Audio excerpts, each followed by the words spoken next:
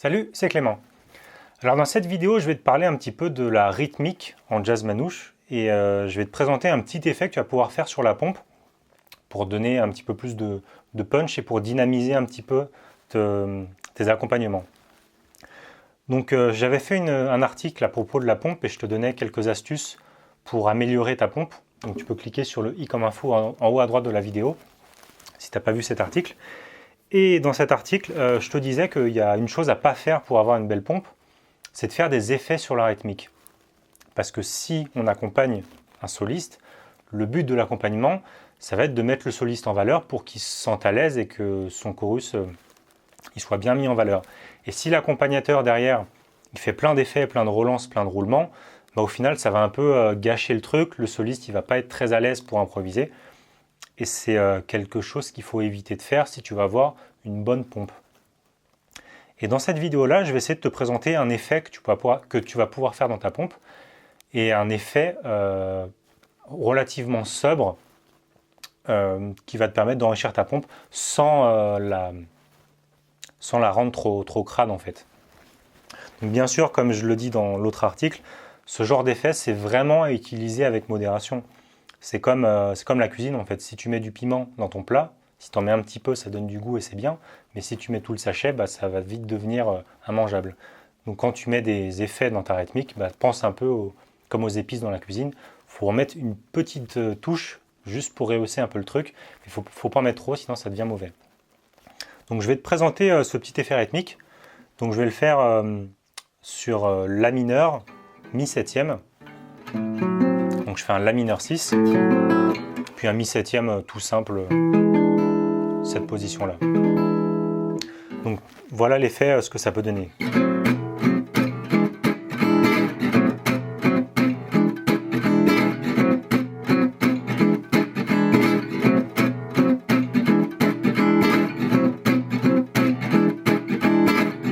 Donc là, j'exagère un petit peu parce que je le fais plusieurs fois.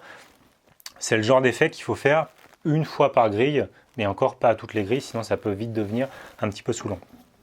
Donc en fait, là je fais une relance pour relancer un petit peu la rythmique comme ça.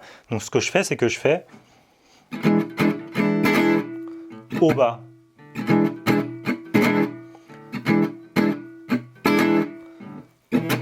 Donc là je remonte dans les cordes.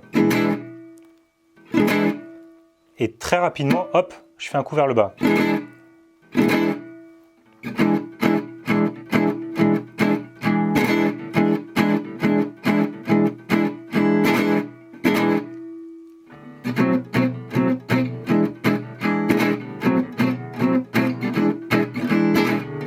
Je vais te le faire une fois au métronome pour que tu te rendes compte du placement rythmique.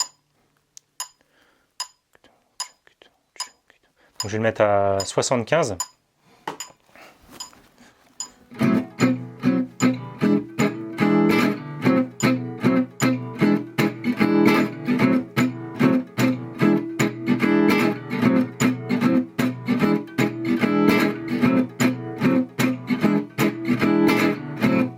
Voilà.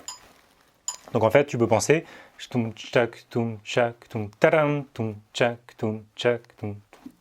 enfin, faut que tu essayes de trouver un mot dans ta tête pour retenir le truc. En fait, tu peux penser tadam, tacha. C'est un peu comme un batteur, tu sais, qui ferait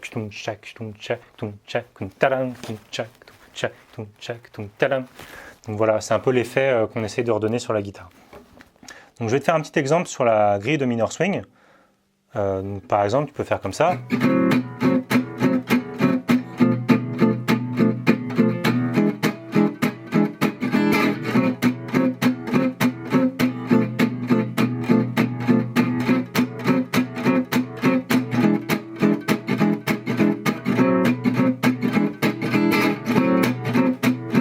Et ainsi de suite. Donc là, je l'ai fait 2 fois dans la grille, mais déjà, ça fait un peu beaucoup. Et ce qu'il ne faut surtout pas faire, c'est te dire ouais, j'ai appris un super effet, je vais le mettre partout et ça va être génial. Parce que là, vraiment, tu vas faire tout le contraire de ce qu'il faut faire. C'est comme le principe des épices. Si tu commences à le mettre partout dans la grille, bah, ça va être comme le piment, ça va être immangeable. Et ta pompe va devenir vraiment très mauvaise. Si par exemple, sur minor swing, tu fais ça.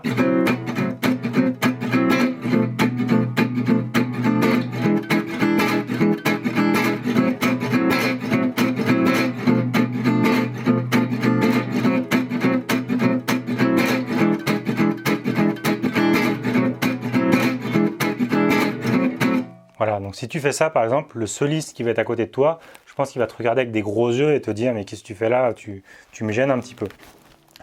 Donc ça, c'est un effet qui fonctionne s'il est bien placé rythmiquement, mais par contre, il faut vraiment que tu fasses attention à l'utiliser avec parcimonie. Moi, je dirais une fois maximum dans la grille. Tu peux le faire, par exemple, à la toute fin de la grille pour relancer la grille suivante. Comme ça permet aussi au soliste d'avoir un signe pour savoir où il se trouve dans la grille et pour relancer le truc. Mais vraiment, n'en abuse pas parce que ça peut vite devenir un petit peu saoulant pour le soliste qui joue sur ta rythmique. Donc voilà, donc ça c'était un petit exercice pour enrichir ta pompe. Donc je te ferai un petit PDF récapitulatif de tout ça. Donc si tu es sur YouTube, tu peux cliquer dans la description. Tu as un lien qui va t'amener sur le site et en bas de la page sur le site, tu pourras télécharger le PDF. Si tu as des questions à propos de tout ça, tu peux me les poser dans les commentaires sur YouTube. Pense aussi à mettre un petit pouce bleu sous la vidéo. Et puis voilà, c'est tout pour aujourd'hui. Moi je te dis à bientôt pour une prochaine vidéo. Hey! Cette vidéo t'a plu? Alors pense à mettre un petit pouce bleu juste en dessous, ça fait toujours plaisir. Tu peux aussi t'abonner à ma chaîne YouTube en cliquant sur le gros bouton rouge juste en dessous là. Et puis si tu veux recevoir 3 cours gratuits sur la guitare jazz manouche, avec des vidéos, des PDF et puis plein de choses vraiment super géniales. Dans le coin à droite là, c'est gratuit. Bon moi je te dis à bientôt pour une prochaine vidéo. Ciao!